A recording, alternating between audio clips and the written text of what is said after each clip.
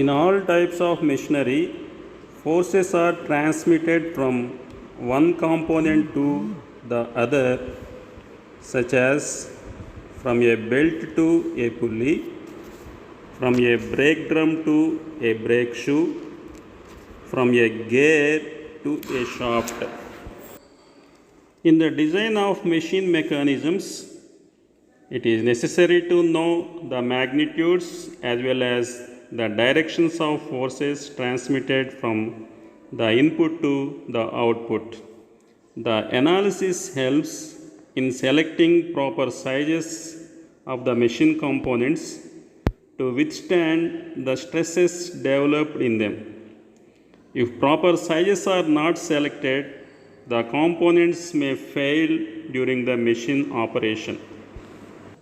If the components of a machine accelerate, inertia forces are produced due to their masses. However, if the magnitude of these forces are small compared to the externally applied loads, they can be neglected while analyzing the mechanism. Such an analysis is known as static force analysis. For example, in lifting cranes, the bucket load and the static weight loads may be quite high relative to any dynamic loads due to the accelerating masses, and thus static force analysis is justified. Next one, dynamic force analysis. When the inertia effect due to the mass of the components is also considered, it is called dynamic force analysis. Applied forces. Forces acting on the system of bodies from outside the system are called applied forces.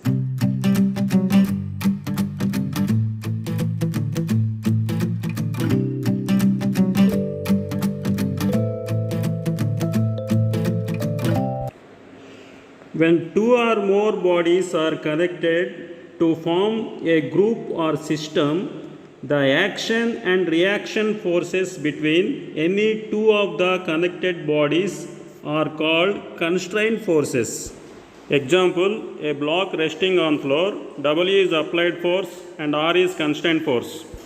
In this example, applied force is mg, constraint force is T, which is mg by 2 cos theta. In this example, applied force is P, constraint forces are Ra and Rb, which are equal to P by 2. For this cantilever, the applied force is P, applied moment is P into length L, constraint force is Ra, which is equal to P, constraint moment is M, which is equal to P into L.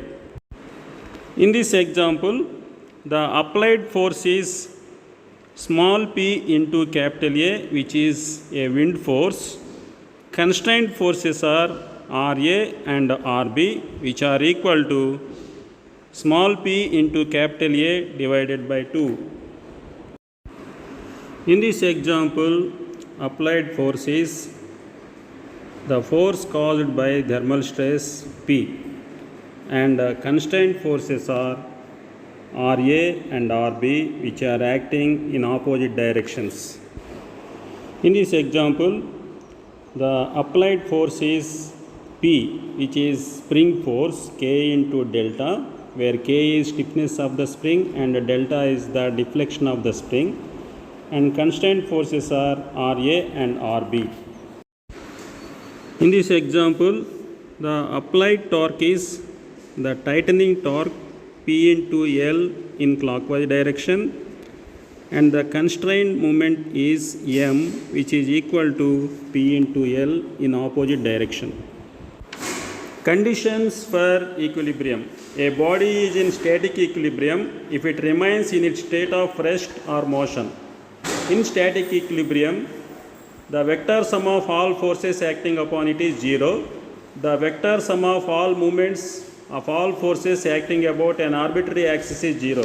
Mathematically, sigma f is equal to 0 and sigma m is equal to 0. Equilibrium of two force members. A member under the action of two forces will be in equilibrium if the two forces are having the same magnitude and the forces act along the same line and the forces are in opposite direction.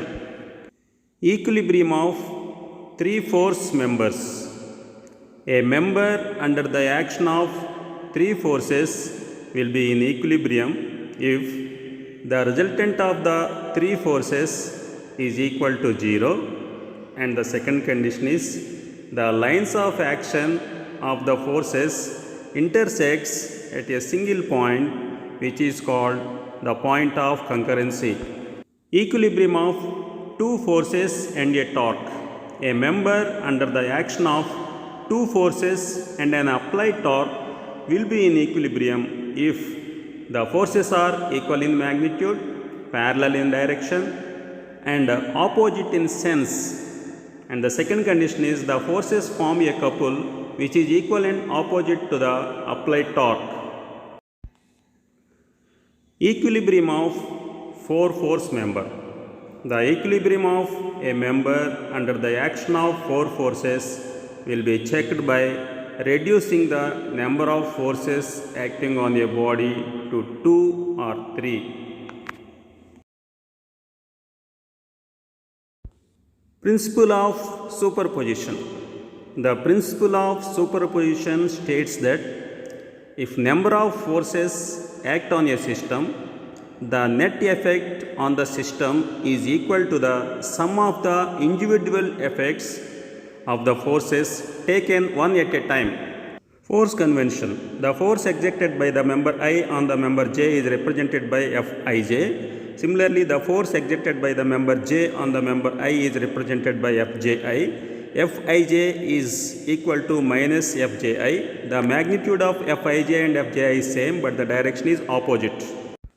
Free body diagram. A free body diagram is the diagram of a link which is isolated from the mechanism, showing all the active and reactive forces acting on the link. The example, a block on a ramp, it is left side, and the free body diagram is shown in the right hand side. Now let us do some problems in static force analysis. Problem number 1. In this problem, a slider crank mechanism is given. Force F is acting on link number 4 at B. OA, AB dimensions are given. We have to find out what is the input torque on the link OA for static equilibrium. Let us solve the problem. First of all, draw the configuration diagram, and from the configuration diagram find out all the angles and the sides which are unknown by using sine rule or directly from the diagram by measuring. First, let us draw the free body diagram of link number 4 and find out F34. So this is the free body diagram. By using sigma Fx is equal to 0 minus 2 plus F34 cos 11.09 is equal to 0. From that, F3 is equal to 2.04 kilonewton. Now from the free body diagram of link number 2, we can easily find out the torque acting on link number 2. So torque is equal F32 into H, that is equal 153 Newton meter in clockwise direction, which is the answer. Now problem number 2, which is a 4-bar mechanism. So in this 4-bar mechanism, the dimensions of all the links are given and one angle is also given. On the link number 4, a force 80 Newton is acting at an angle of 150 degrees. We have to find out T2. Now let us proceed from the link number 4, draw the free body diagram of link number 4, and sigma MD is equal to 0. You will get F34 into 750 sine 50.5 is equal to 80 into 350 cos 12. From that, F34 will be equal to 47.32 Newton. Now let us take free body diagram of link 2. So on link 2, torque 2 is acting and F32 which is equal to F34 is acting. By taking moment equation at point A, we will get the value of T2, which is equal to F32 into the arm distance. So we will get T2 18.72 Newton meter clockwise. Problem number 3. It is also a 4-link mechanism. In this problem, T3, T4, which are acting on link number 3 and link number 4 are given. We have to find out T2, which is acting on link number 2. This problem can be solved by using law of superposition. First of all, we neglect T3 by considering T4 and find out T2a. Next, we neglect T4 and considering T3, we will find out T2b. Adding those two, you will get final value. So, first of all, take the free body diagram of link number 4 and find out F34. And secondly, take the free body diagram of link number 2 and find out the torque acting on link number 2, which is T2a. This is the case number 1. In the case number 2, neglect T4. Take the free body diagram of link number 3. Find out F23 first. F23 is equal to 44.8. Next, take the free body diagram of link number 2. Here at point B, F32 is acting in the opposite direction of F23 and calculate the value of T2b. Now by using law of superposition, T2 is equal to T2a plus T2b, which is equal to 16.18 Newton in counterclockwise direction. Thank you for watching the video. Please subscribe the channel and share the videos to your friends. Thank you.